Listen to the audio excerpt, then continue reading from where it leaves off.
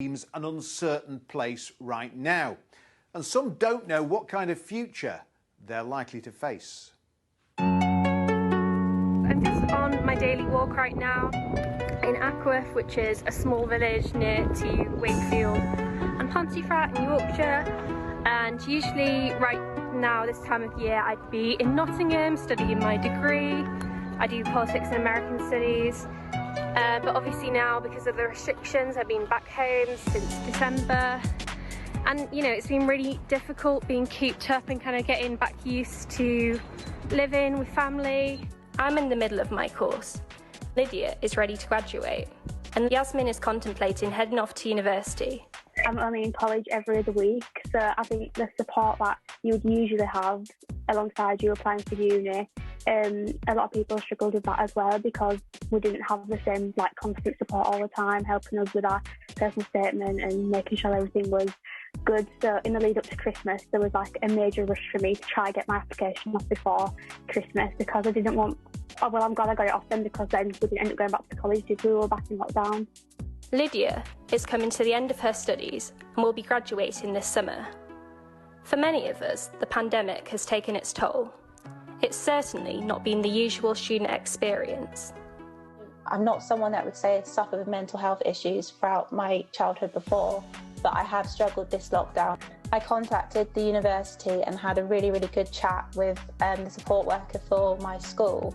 And that really helped. It was literally like an hour conversation. I just kind of literally cried on Zoom and just got all my emotions out of how I was feeling. For me personally, I was afraid because I didn't want to seem weak. You know, there's bigger things going on in the world. I'm just a student who's working through a pandemic, but you've got people on the front line risking their lives every day. I don't want to seem like I'm being a burden to someone by saying, oh, I'm feeling a bit down today.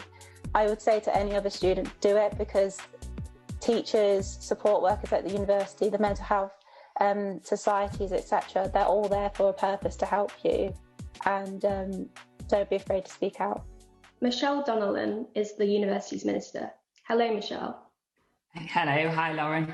So I spoke to a few of my friends and they asked whether support for mental health for students could be done alongside NHS services, and how do you think those could be better integrated? My message to any student suffering from anything from mental health or wellbeing or concerns or anything like that, do speak to your university, who will have a wealth of support and information available, as well as the work that we're doing with the NHS to reduce those waiting times. We're investing over £500,000 this year to do just that for young people. This is an area of focus of the government, and we will continue to keep it in the spotlight.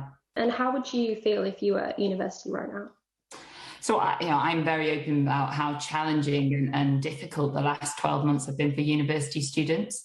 It hasn't been the normal university experience that I had or that we would have wanted for students, right the way through from socialising and the soft skill development through to the way that you've had to study. And I would just like to praise the resilience that students have displayed over the last year, as well as the hard work of lecturers and university staff to be able to turn content into digital content almost overnight to support students. But we do recognise it hasn't been a normal experience. We want to get all students back as soon as we possibly can in a safe way. That's why we've already got back practical and creative students, and we will continue to review it further. So we're going to have a review in Easter, and our hope and intention is obviously, as I say, to get the rest of the student body back as soon as we can. But for Yasmin and Lydia, although it's been tough, they are hopeful about their future.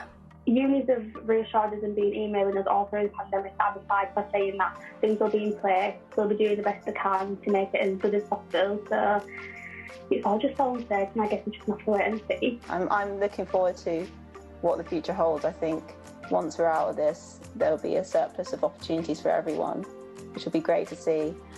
And for me, I'm very much looking forward to meeting up with Yasmin and Lydia face to face when all this is over. Thanks to Lauren, Lydia and Yasmin. Well, let's just get the final thoughts